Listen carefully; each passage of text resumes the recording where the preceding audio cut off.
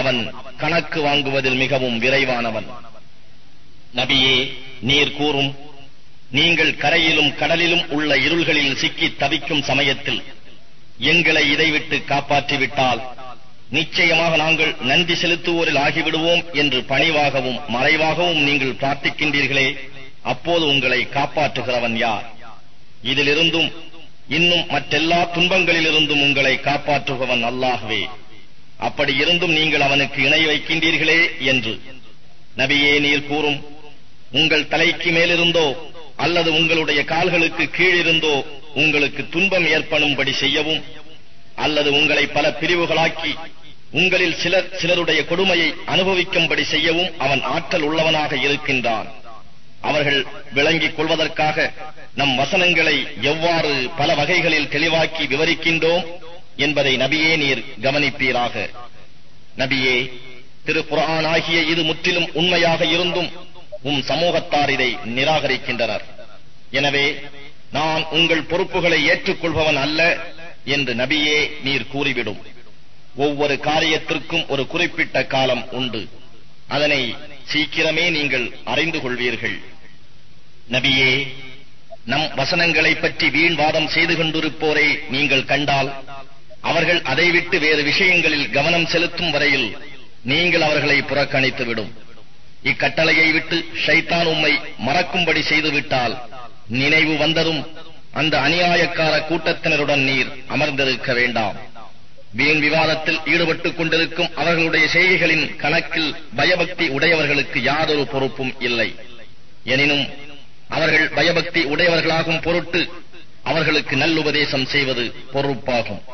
நபியே, யார் தங்கள் மார்க்கத்தை விளையாட்டாகவும் வெறும் வேடிக்கையாகவும் எடுத்துக் கொண்டார்களோ, இன்னும் யாரை இவ்வுலக வாழ்க்கை ஏமாற்றிவிட்டதோ அவர்களை விட்டுவிடும். எனினும் அவர்களுக்கு ஒவ்வொரு ஆன்மாவும் தான் செய்த செயல்களின் காரணமாக ஆபத்தில் சிக்கிக் கொள்ளும் எனும் உண்மையை குர்ஆனை கொண்டு நினைவுறுத்தும். அந்த ஆத்மாவுக்கு அல்லாஹ்வை தவிர வேறு பாதுகாவலரோ பரிந்து பேசுபவரோ இல்லை. தாங்கள் செய்த பாவத்திற்கு ஈடாக தங்களால் இயன்ற அத்தனையும் கொடுத்தாலும் அது ஒப்புக்கொள்ளப்பட மாட்டாது. இவர்கள் தாங்கள் செய்த செய்கைகளாலேயே தங்களை நாசமாக்கிக் கொண்டார்கள்.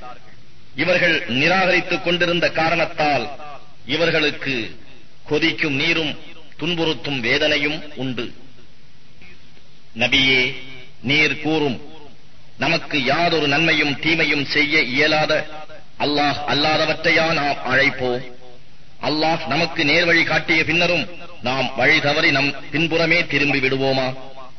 அவ்வாறாயின் ஒருவனுக்கு நண்பர்கள் இருந்து அவனை அவர்கள் எங்களிடம் வந்துவிடு என நேர்வழி காட்டி அழைத்துக் கொண்டிருக்கும் போது ஷைத்தான் அவனை வழிதவறச் செய்து பூமியிலே தட்டழிந்து திரிகிறானே, அவனை போன்று ஆகிவிடுவோம். இன்னும் கூறும், நிச்சயமாக அல்லாஹ் காட்டும் நேர்வழியே நேர்வழியாகும்.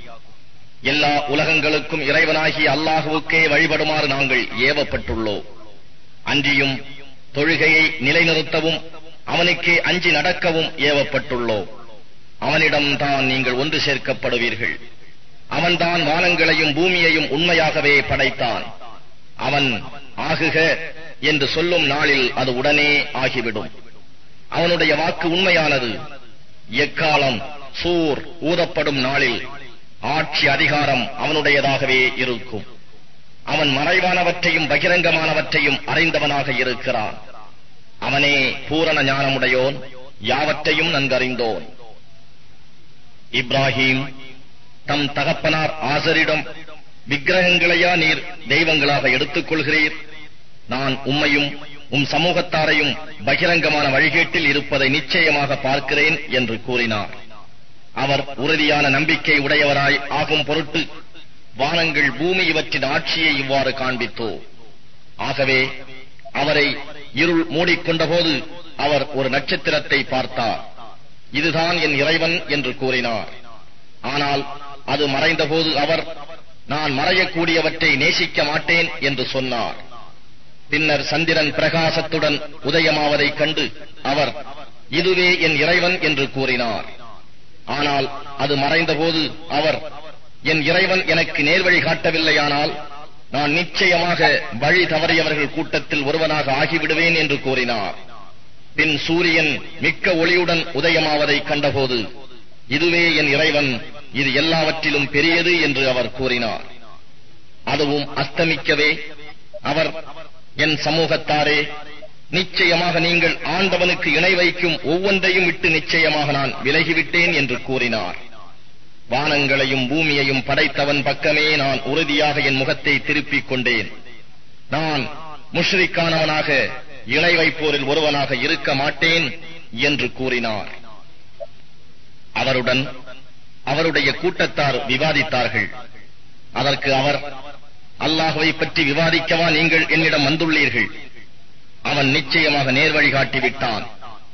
நீங்கள் அவனுக்கு இணையாக்குபவற்றை பற்றி நான் பயப்பட மாட்டேன்.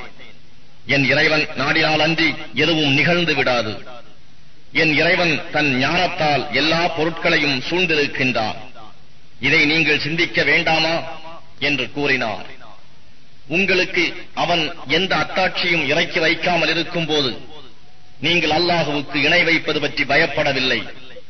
அப்படி இருக்க நீங்கள் அவனுக்கு இணை வைப்பவற்றுக்கு நான் எப்படி பயப்படுவேன்? நம் இரு பிரிவினரில் அச்சமின்றி இருக்க தகுதியுடையவர் யார்? நீங்கள் அறிந்தவர்களாக இருந்தால் கூறுங்கள் எனவும் கேட்டார். எவர் ஈமான் கொண்டு அதன் பின்னர் தம்முடைய ஈமானை அநீதியை கொண்டு களங்கப்படுத்தவில்லையோ அவர்களுக்கே அபயம் உண்டு. இன்னும் அவர்களே நேர்வழியை பெற்றுக் கொண்டவர்கள். இவை நம்முடைய ஆதாரங்களாகும். நாம் இவற்றை இப்ராஹீமுக்கு அவருடைய கூட்டத்திற்கு எதிராக கொடுத்தோம். நாம் விரும்புவோருடைய பதவிகளை மேலும் மேலும் உயர்த்துகிறோம். நிச்சயமாக உம்முடைய இறைவன் பூரண ஞானமும் பேரறிவும் உள்ளவன். நாம் அவருக்கு இஸ்ஹாக்கையும் யாக்கூபையும் சந்ததியாக கொடுத்து அருளினோம். இவர்கள் அனைவரையும் நாம் நேர்வழியில் செலுத்தினோம். இதற்கு முன்னர் நாம் நூஹையும் அவருடைய சந்ததியிலிருந்து தாவூது, சுலைமான், அய்யூப், யூசுப், மூசா, ஹாரூன் ஆகியோரையும் நேர்வழியில் செலுத்தினோம். இப்படியே நாம் நன்மை புரிவோருக்கு நற்கூலி வழங்குகிறோம். இன்னும் ஜகரியா, யஹ்யா, ஈசா, இல்யாஸ் இவர்கள் யாவரும் நேர்வழி சார்ந்த சாலிகானவர்களில் நின்றும் உள்ளவர்களே. இன்னும் இஸ்மாயில், அல் எசௌ, யூனுஸ், லூத் இவர்கள் யாவரையும் உலகத்தில் உள்ள அனைவரிலும் மேன்மையாக்கினோ. இவர்களுடைய மூதாதையர்களில் இருந்தும் இவர்களுடைய சந்ததிகளில் இருந்தும் இவர்களுடைய சகோதரர்களில் இருந்தும் பலரை நாம் தேர்ந்தெடுத்து அவர்களை நேர்வழியில் செலுத்தினோம். இதுவே அல்லாஹுவின் நேர்வழியாகும். தன் அடியார்களில் அவன் யாரை விரும்புகிறானோ அவர்களை அதில் செலுத்துகிறான்.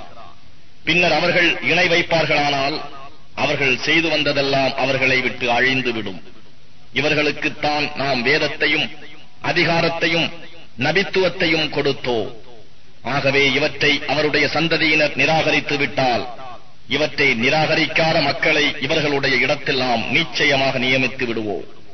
இவர்கள் யாவரையும் அல்லாஹ் நேர்வழியில் செலுத்தினான். ஆதலால் இவர்களுடைய நேர்வழியையே நீரும் பின்பற்றுவீர்களாக. இதற்காக நான் உங்களிடம் எவ்வித பிரதிபலனையும் கேட்கவில்லை. இது இக்குர்ஆன் உலக மக்கள் யாவருக்கும் நல் உபதேசமே அன்றி வேறில்லை என்றும் கூறுவீராக. இவர்கள் அல்லாஹுவின் மேன்மையை அறிய வேண்டிய முறையில் அறியவில்லை. ஏனெனில் அவர்கள் அல்லாஹ் எந்த ஒரு மனிதர் மீதும் எந்த வேதத்தையும் இறக்கவில்லை என்று கூறுகின்றனர். அவர்களிடத்தில் நீர் கூறும், பிரகாசமானதாகவும் மனிதர்களுக்கு வழிகாட்டியாகவும் மூசா கொண்டு வந்தாரே, அந்த வேதத்தை இறக்கியவர் யார்? அதனை நீங்கள் தனித்தனி ஏடுகளாக ஆக்கி அவற்றில் சிலவற்றை வெளிப்படுத்துகிறீர்கள், பெரும்பாலானவற்றை மறைத்தும் விடுகிறீர்கள். அவ்வேதத்தின் மூலமாகவே நீங்களும் உங்கள் மூதாதையர்களும் அறியாமல் இருந்தவையெல்லாம் கற்று